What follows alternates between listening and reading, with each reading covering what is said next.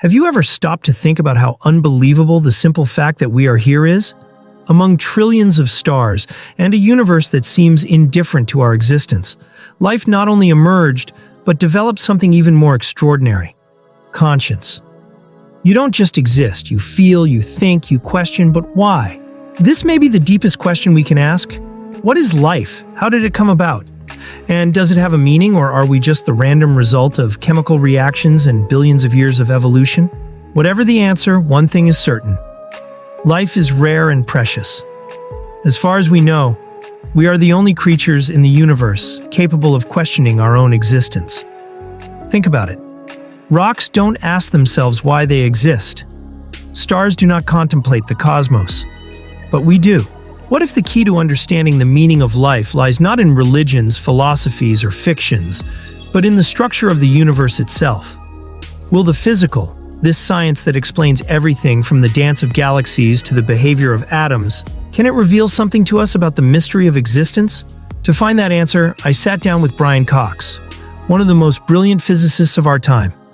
But our conversation wasn't about black holes or the Big Bang. It was about what it means to be alive. If you opened a biology book right now, you would find a very objective definition of life.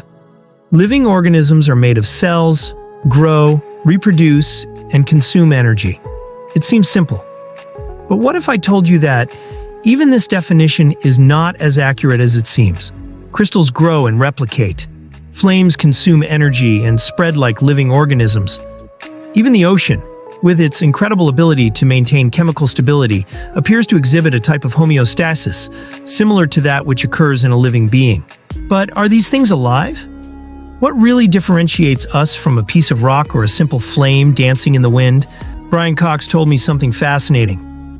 Life is not just a state of matter. It is a process, a dynamic pattern shaped by time and the laws of physics. If we look at ourselves as highly organized structures of atoms and energy, a disturbing question arises. Is life just a cosmic accident? Or does the universe have a natural tendency to create something as complex as we are? Here comes an interesting paradox. If we are just matter organized in a specific way, then the idea of meaning seems to become meaningless. But at the same time, we are beings that create meaning. We look up at the sky and feel an inexplicable connection to the stars. We build cathedrals, paint pictures, write stories, and seek answers to questions that may never have a definitive solution. But why do we do this? Carl Sagan, one of the greatest popularizers of science, once said, "We are the cosmos's way of knowing itself." But is this enough? Is it possible to find a real meaning for existence without resorting to faith or philosophy? If we want to understand the purpose of life, perhaps we first need to understand life itself. And for that, we need to look at the one thing that makes all of this possible: energy. What differentiates a living organism from a simple piece of stone? It is not the matter they are made of, but rather the way they use energy. And that's when things start to get really weird. Because if we follow this logic, we don't just exist. We consume and transform the universe itself into something new. But what is the cost of this? What are we doing to the universe just by being alive? Well, the answer to that, it can completely change the way you see your place in the cosmos. Imagine that you are holding a rock. She doesn't grow, does not reproduce, don't think. Now imagine a seed. Small, fragile. But over time, it germinates, grows, bears fruit, and generates new seeds. The stone and seed are made of the same atoms that make up everything in the universe, but one of them is alive. The other doesn't. The question is why? If we try to define life with a simple checklist, saying that a living being needs to grow, consume energy, and reproduce, then something curious happens. Why, it's not just living beings that do this. A flame consumes energy, grows, and can even spread, almost as if it were reproducing itself. A crystal grows, expands its structure, and replicates itself with perfect patterns, without any external intervention.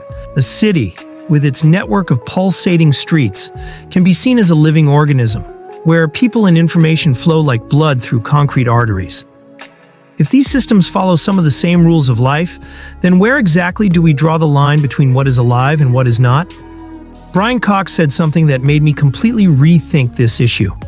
Life is not a thing. It is a process.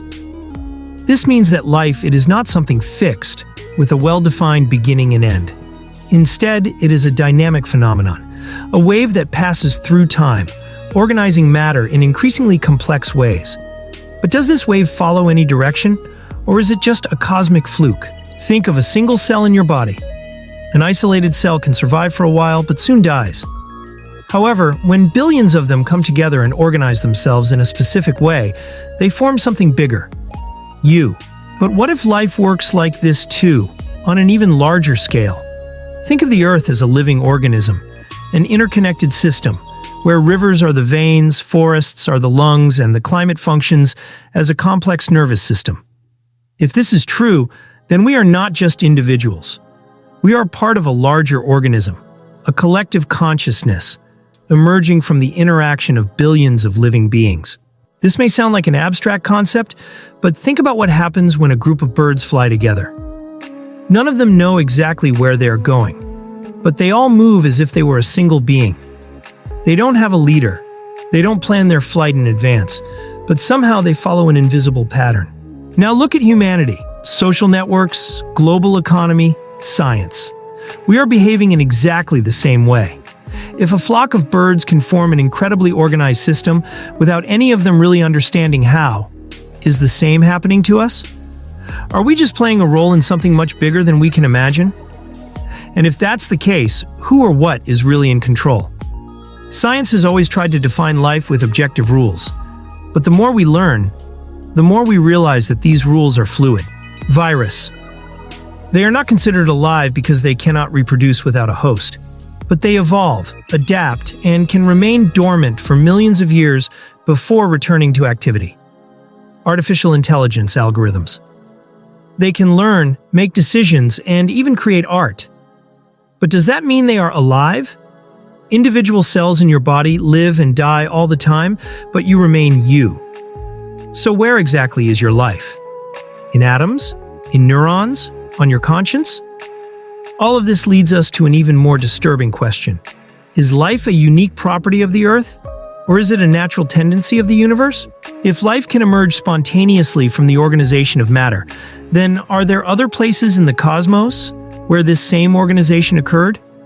Places where life has evolved in ways we cannot yet conceive? If we think of life as a natural process, then perhaps let us not be an exception in the universe. Maybe we are the rule. And that brings us to another even more disturbing question. If life is so natural, why haven't we found anyone out there yet? Many scientists believe that if we find life beyond Earth, it will probably look nothing like what we know.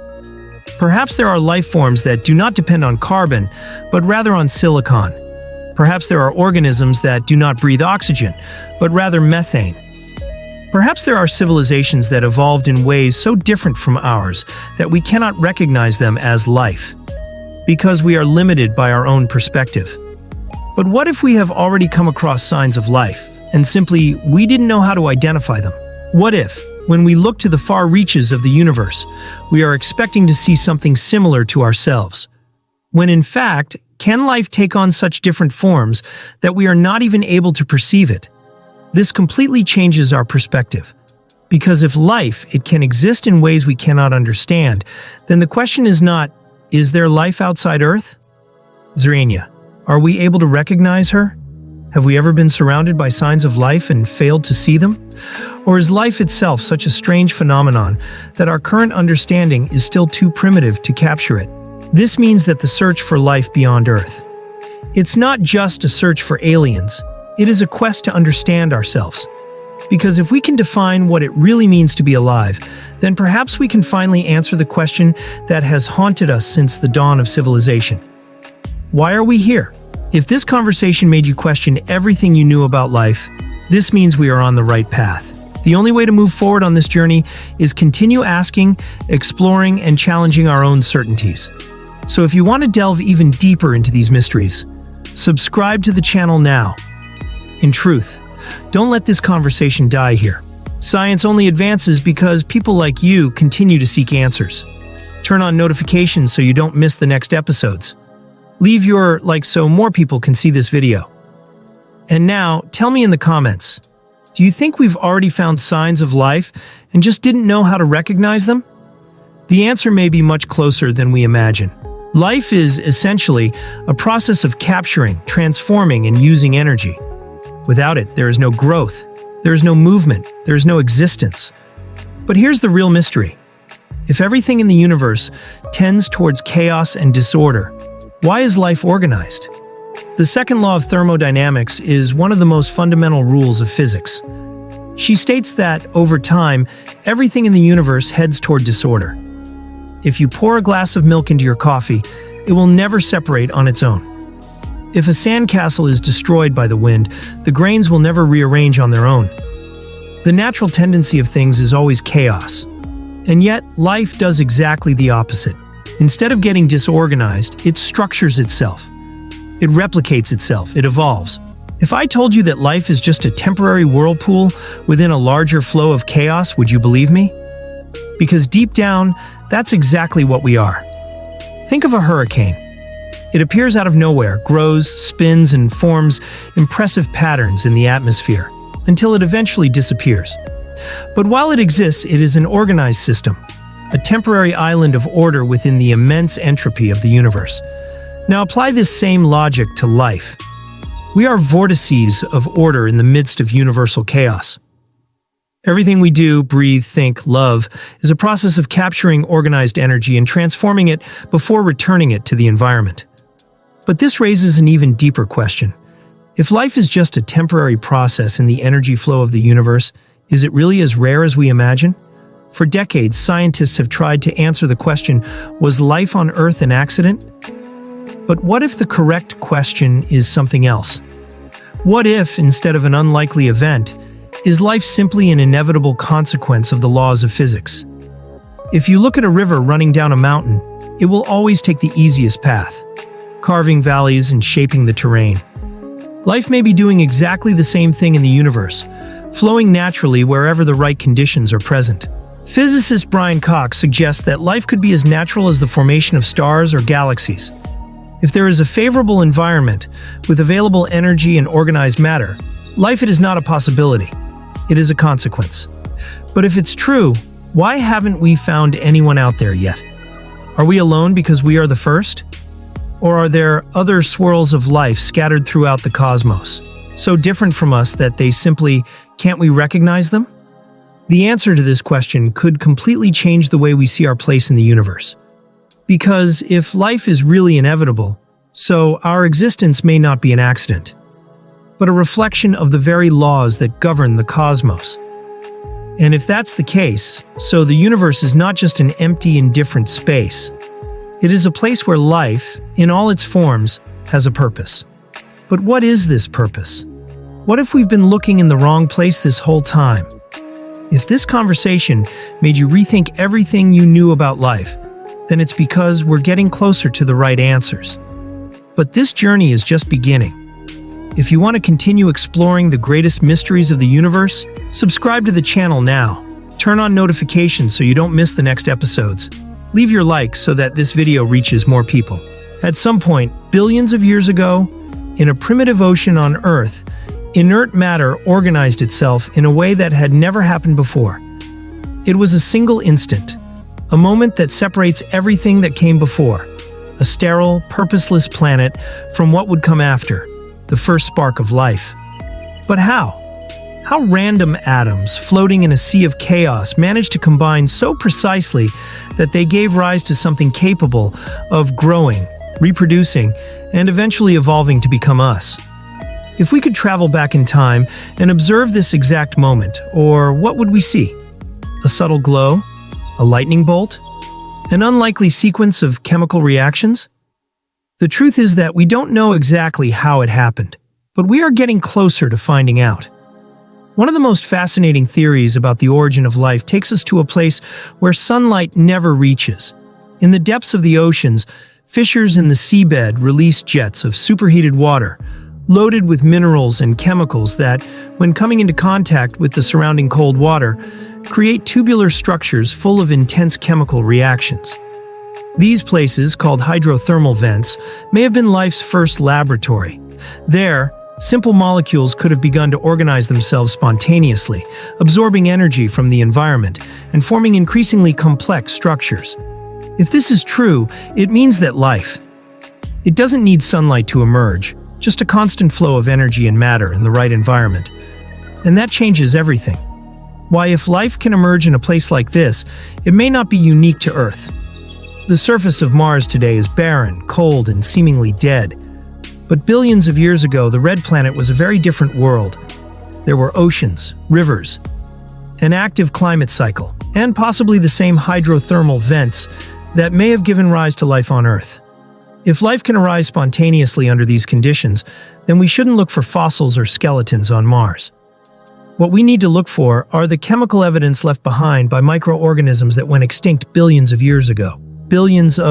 And if we find even the slightest hint that life once existed on Mars, then we will have a monumental revelation. Life is not an accident of Earth. It is a natural tendency of the universe. But there is still a problem. If life arose in a hostile environment like hydrothermal vents, how did she manage to become something so incredibly complex as a human being? The answer lies in what we call biological information. Every living thing on Earth carries with it an instruction manual, a secret code that defines exactly how it should be built and how it should operate.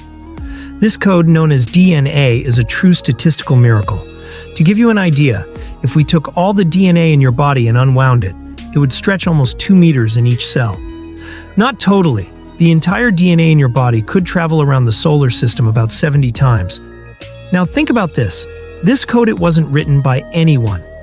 It was not designed by a higher intelligence. He emerged spontaneously from the chaos. And, despite being a natural phenomenon, it has a characteristic that defies all laws of chance: the ability to store information and pass it on. This means that life did not just arise, she found a way to continue existing. If we look at Earth from this perspective, what we see is not just a planet full of living organisms. We will see an immense biological library that is constantly expanding. Your DNA is a record of all your ancestors. It contains traces of organisms that lived millions of years ago. Part of your genetic code can even be found in plants and bacteria. This means that life on Earth, it is a continuous flow of information that has never been interrupted, not even for a second, in the last 4 billion years. But this raises another disturbing question. What happens when this database starts to artificially modify itself? Humanity is about to achieve something that no other life form has achieved before: rewrite the genetic code itself. We are already capable of editing genes, creating synthetic organisms, and modifying the very structure of life. But if we change the genetic code of our species, will we still be human? Or are we creating something entirely new? If we can manipulate the code of life, then maybe let's not just try to understand the origin of life. Maybe we are about to create a new one. And if we get to that point, what does this mean for the future of our species? We are about to overcome one of the greatest limits in the history of humanity. For the first time, life can stop being just a natural process and become something shaped by our own will. This raises one last crucial question. If we have the power to create life, do we also have the right to decide who or what deserves to exist? What awaits us in the future could change everything we know about biology, ethics, and even our own identity. But to understand where we are going, we first need to understand how it all started, and the answer may be closer than we imagine. If this conversation made you question what it means to be alive, then you are on the right path. Now, I want to know your opinion. Do you believe that life arose just by chance, or do you think it is an inevitable tendency of the universe? Leave your comment below. Let's continue this conversation. And if you want to follow this journey until the end, subscribe to the channel now, turn on notifications so you don't miss the next episodes. Leave your like so that this video reaches more people. Imagine that 1,000 years from now, human beings from the future look back and try to understand, when did life change forever? Maybe they will realize that this exact moment in our history was the turning point.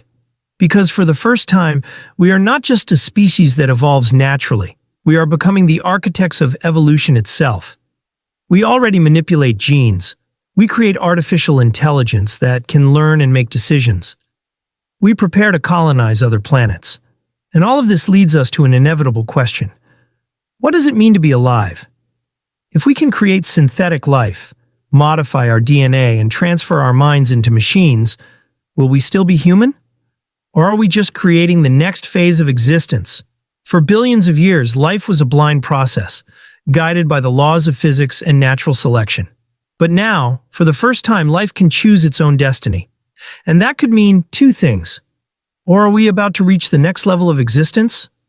Or we are on the brink of something we don't fully understand. If we can survive the next generations and become an interplanetary species, life will no longer be an earthly phenomenon. And here's the most intriguing part. If we manage to bring life to other planets, perhaps that will be our true function within the cosmos. Carl Sagan said that we are made of stardust, but perhaps we are also its messengers. Perhaps life did not appear on Earth just to exist here. Perhaps be the universe itself trying to spread itself, trying to know and understand itself. And if that's the case, then we are the first consciousness of the cosmos. And the big question is, what are we going to do with this? Since the beginning of this journey, we have asked questions that challenge everything we know. Is life a chance or an inevitable consequence? What really separates a living being from something inanimate? Are we alone in the universe, or just looking the wrong way? If we can change life, will we still be human? But perhaps all these questions lead to the same answer. The meaning of life is not in who we are. It's in what we do. Life has never been static. It is a process, a flow, a constant movement towards the unknown. And if there's anything we've learned throughout this conversation, it's that we are part of this process. The meaning of life is to create meaning. And it's up to us to decide how we will use this brief moment of awareness we have been given. If this journey has made you question your own existence, then you are already on the right path. But this conversation, it doesn't end here. There are so many other mysteries we still need to explore. What is consciousness? What exists beyond the observable universe? Are we already living in a simulation? If you want to continue investigating the greatest mysteries of life in the cosmos, subscribe to the channel now. Turn on notifications so you don't miss the next videos. Leave your like to help this content reach more people. And now I want to know, what is your meaning for life? Leave your comment below. Let's continue this conversation. Exploration continues. See you in the next video. Blast off.